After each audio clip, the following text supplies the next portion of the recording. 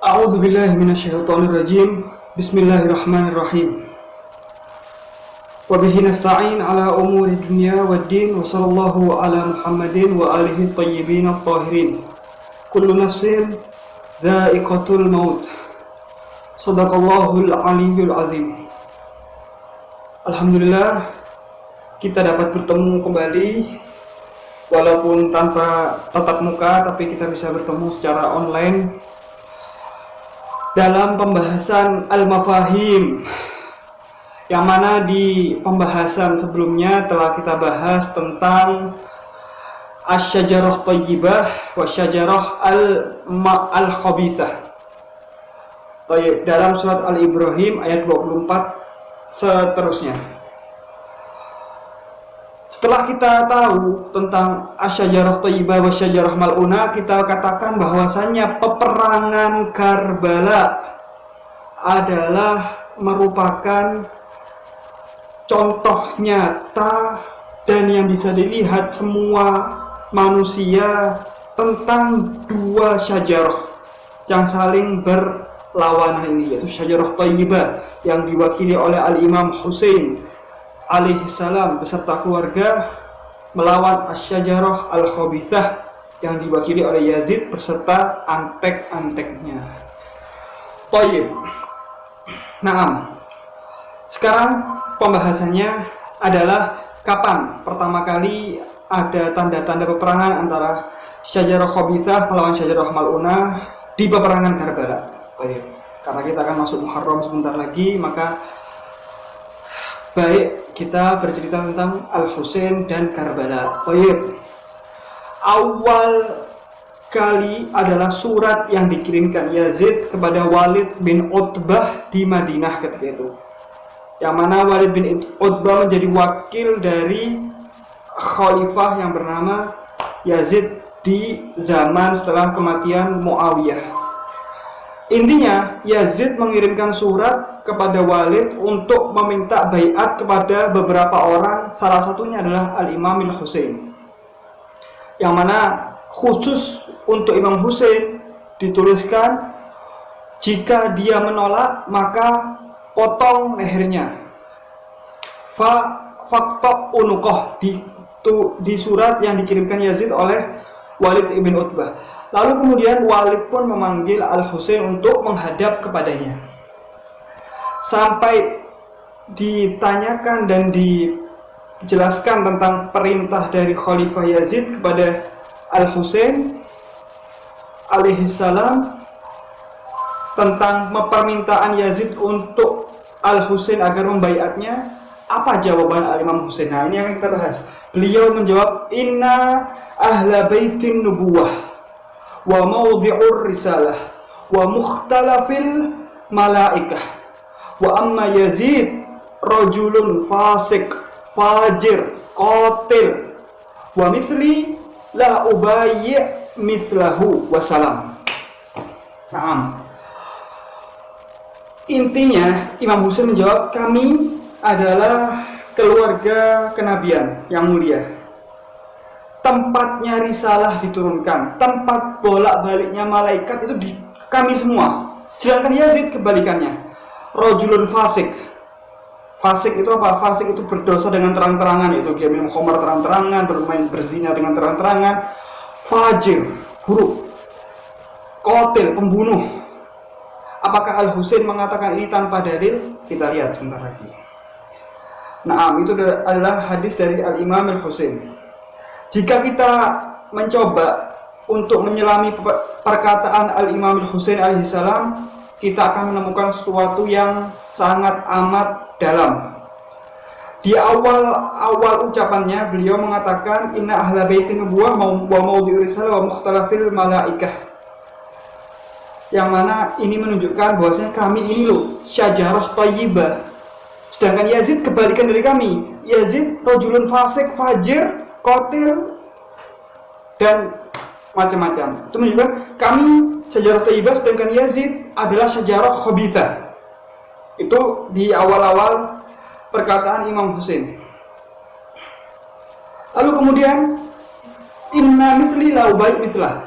Kenapa Imam Husain tidak berkata sungguhnya ana la ubayyi'hu. Aku tidak membaiat dia Yazid. Kenapa harus ada kata mithli? Karena ini ada rahasia yang ingin disampaikan agar menjadi penyemangat setelah revolusi Karbala. Apa? Mithli, bukan Imam Husain. Orang sepertiku, artinya akan ada orang-orang seperti Imam Husain. Tidak akan membaiat, tidak akan tunduk kepada mithla, orang-orang seperti Yazid. Itu memberikan kita semangat. Kita memilih mana? Menjadi orang seperti Imam Husain atau menjadi orang seperti Yazid? Jika kita memilih menjadi orang seperti Imam Husain, maka pantang bagi kita tunduk kepada orang-orang zalim. Itu adalah semangat yang diberikan Imam Husain. Mithli la ubayyi mithlahu. Lalu kemudian diperkataan Imam Husain mengatakan inna Yazid rajulun fasik fajir qatil. Dari mana beliau berkata seperti itu? Apakah ada buktinya? Buktinya Yazid sendiri. Yazid sendiri yang mengatakan di suratnya bahwasanya dia itu pembunuh. Apa dalilnya? Suratnya kepada Walid bin Utbah berkata, jika dia menolak fadrib unuqah, maka potong lehernya. Dia menyatakan dirinya sendiri bahwa dirinya adalah pembunuh. Apakah ini mau kita jadikan pemimpin? La hasyalillah. Tidak mungkin kita menjadikan pembunuh sebagai pemimpin kita. Dan sebagaimana kita ketahui bersama, sampai detik ini orang-orang seperti Yazid akan terus seperti dia. Kita ketahui orang-orang seperti Yazid, yaitu Syajarah al-Khabithah, Syajarah al-Mal'unah ini sering sekali ketika dia tidak bisa melawan dengan dalil, dengan akal, dengan hati, dia akan melawan dengan kekerasan. Contohnya membakar rumah, membunuh, membakar rumah, pelarangan-pelarangan, acara-acara, dan lain-lain. Kita kasih contohnya saja. Orang zaman dulu, zamannya Yazid, dia ketika dia tidak bisa berbuat banyak, dia membakar rumah, membakar Ka'bah, bayangkan, membakar. Terjadi lagi di zaman-zaman setelahnya, pembakaran masjid-masjid, orang yang lain mazhab dibakar masjidnya. Qasim Sulaimani itu apa? Bukan dibakar. Ketika dia tidak bisa melawan dengan setara, maka dia akan melawan dengan kekerasan, yaitu dirudal. Bagaimana rumah-rumah orang di Sampang yang dibakar, itu menunjukkan bahwasanya mereka adalah pengikut-pengikut orang yang namanya di dalam Al-Quran disebut Asy-Syajarah al-Khabithah. Thayyib.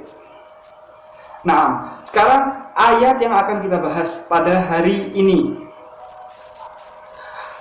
Imam Husain di hari Asyura diriwayatkan membaca 2 ayat dari surat Ali Imran yang dibacakan kepada musuh-musuhnya. Ayat berapa? Ayat 178 dan 179 dari surat Ali Imran. Ayat tersebut berbunyi demikian. A'udzubillahi minasyaitonirrajim. Bismillahirrahmanirrahim. Ayat 178. Wala yahsabannal ladzina kafaru annama numli lahum khairan li anfusihim. Innama numli lahum liyazdadu isma walahum azabun muhin. Nah, ayat ini dibacakan di hari Asyura di depan para musuh-musuh Al-Husain. Di ayat 178 dalam surat Ali Imran ini, mereka yang hendak membantai Al-Husain, mereka adalah orang-orang kafir. Seperti halnya dalam surat Ali Imran 178 Allah berkata, alladzina kafaru, mereka. Annama numli lahum li anfusihim wa la yahsabanna alladzina kafaru annama numli lahum khairan li anfusihim. Jadi mereka ini adalah orang kafir hakikatnya, walaupun mereka bersyahadat, walaupun mereka ada yang sholat, walaupun mereka bahkan ada yang haji, selama melawan syajarah thayyibah mereka disebut kafir. Baik.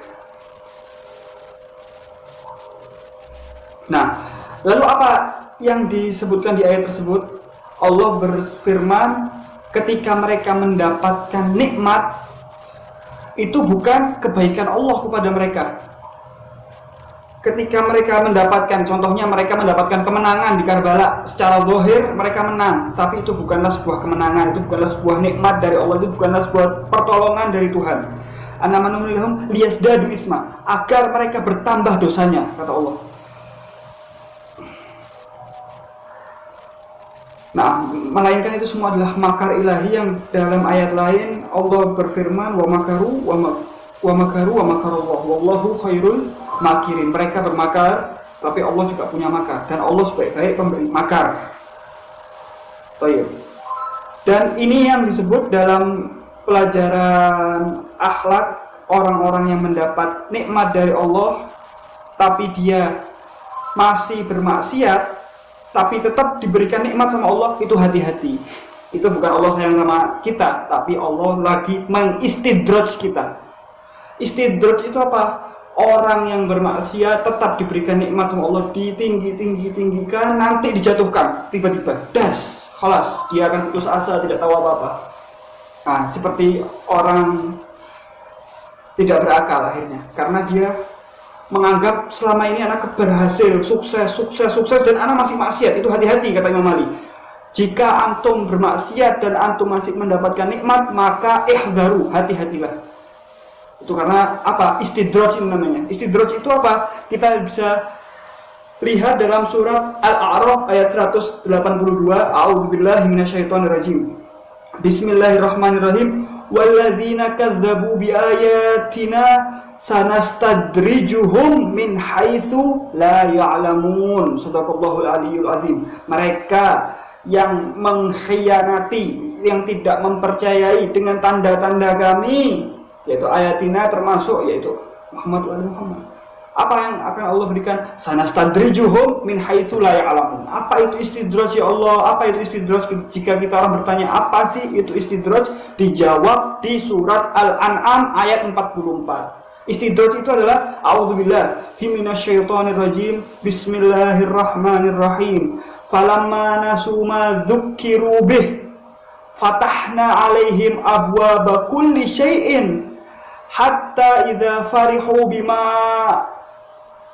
utu akhadnahum baghtatan fa idzahum mublisun. Itu dalam surat Al-An'am. Ketika mereka melupakan peringatan yang telah kami berikan kepada mereka, yang telah diberikan kepada mereka, kami pun membukakan semua pintu kesenangan untuk mereka. Dibukakan antum semua kenikmatan untuk antum. Sehingga ketika mereka bergembira, idza farihu, ketika mereka bergembira dengan apa yang telah diberikan kepada mereka, apa kata Allah? Akhadnahum baghtatan. Kami siksa mereka secara tiba-tiba. Kami akan ambil nikmatnya, kami akan siksa secara tiba-tiba. Antum ditinggi-tinggikan oleh Allah, lalu dijatuhkan. Maka ketika itu mereka terdiam, putus asa. Semoga kita dijauhkan dari orang-orang yang bermaksiat tapi masih berani bermaksiat, karena anak aman-aman saja kok bermaksiat, tidak ada apa-apa, tidak ada bala yang turun, tidak ada apa-apa.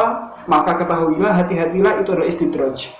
Jika antum jadi istidraj, antum merasa anak bermaksiat, lalu anak masih mendapatkan nikmat dari Allah, atau tidak ada yang tidak ada bala atau apapun, hidup tenang-tenang aja malah tambah sukses, maka mubasyarah taubah.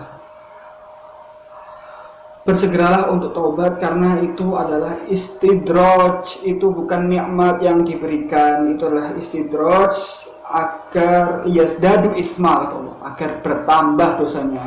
Nah, biar tidak antum, biar orang-orang yang seperti itu bertambah dosanya. Apakah Allah jahat? Nanti kita akan bahas. Tidak mungkin berarti Allah tidak adil. Kenapa orang Allah mengatakan agar mereka bertambah dosanya? Apakah Allah zalim? Tidak mungkin. Maka kapan kita akan bahas? Di pertemuan selanjutnya. Wa bihadza tammal kalam wa rufi'al maqam wa sallallahu ala Muhammadin wa alihi thayyibin at-tahirin. Tugas untuk antum, antum tulis ayat-ayat yang barusan disampaikan di pertemuan ini. Dari ayat-ayat yang dibacakan Imam Husain di hari Asyura kepada musuh-musuhnya, apa itu istidraj, di surat apa itu istidraj, dan lain-lain, antum tulis semua dan antum kirimkan ke nomor Al-Fakir. Syukron. Wassalamualaikum warahmatullahi wabarakatuh.